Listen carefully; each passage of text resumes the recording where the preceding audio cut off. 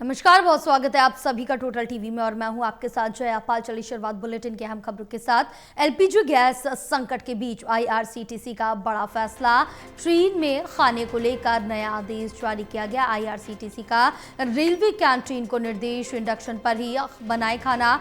Railway की तरफ से कहा गया है स्टॉल संचालकों को भी इंडक्शन पर खाना बनाने का निर्देश दिया गया। सीसीटीवी से रखी जाएगी निगरानी। बड़ी जानकारी आप तक पहुंचा रहे हैं, जो आपको बताते चले।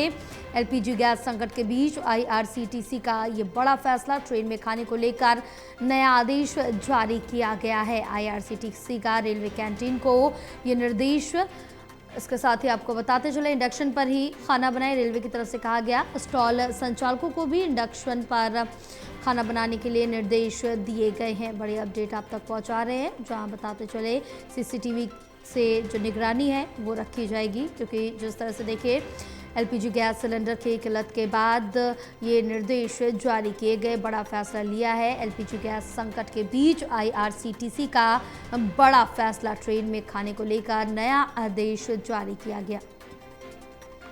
आईआरसीटीसी का रेलवे कैंटीन को ये निर्देश है और ये कहा गया है रेलवे की तरफ से कि खाना जो है वो इंडक्शन पर ही बनाया जाए, जिससे गैस की भी बचत होगी और जो गैस संकट है उससे भी बाहर निकलने में राहत ज़रूर मिलेगी।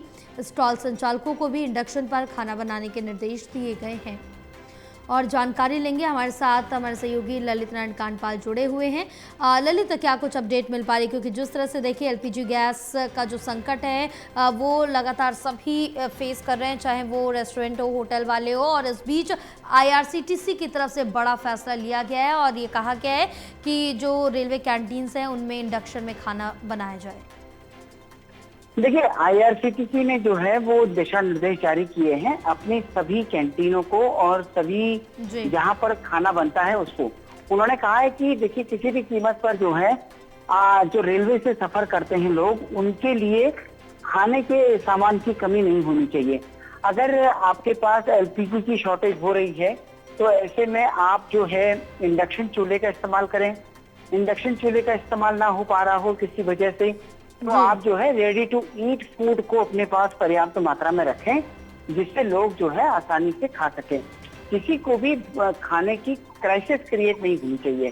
तो आईआरसीटीसी ने साफ तौर पर कहा है ये बात को कि अगर कहीं पर भी क्राइसिस होता है तो वो वेस्टर्न जोन से जो है संपर्क कर सकता है और वहां से मदद मांग सकता है।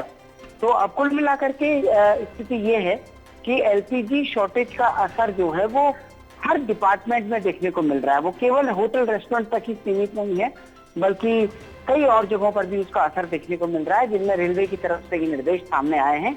अब देखना ये होगा कि कब तक जो है इस पूरे मामले में कार्रवाई होती है और कब तक सारी स्थितियां जो है वो नॉर्मल होती हैं। बिल्कुल, ये तो देखने वाली बात होगी स्थिति कब तक सामान्य होती है, क्योंकि जब जिस तरह से देखें कि इजराइल और अमेरिका और ईरान का जो युद्ध है वो साफ तौर से देखने को मिल रहा है, जिसके बाद ये संकट जो है उससे गुजरना पड़ रहा है लोगों को। बहरहाल देखने वाली बात होगी, लेकिन इस बीच ये भी जानेंगे क्योंकि भारत में भी अलग अलग राज्यों में एलपीजी की दिक्कत हो रही है, लोगों को लंबी लंबी कतारों में खड़े हैं।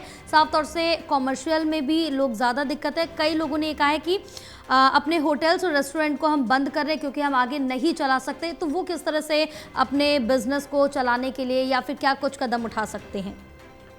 देखिए, इस वक्त हर आदमी जो है अपने स्तर पर या हर इंडस्ट्री जो है अपने लेवल पर अल्टरनेट वेज को तलाश रही है, कोशिश कर रही है कि आखिरकार किस तरीके से जो है इस समस्या का समाधान निकाला जा सके।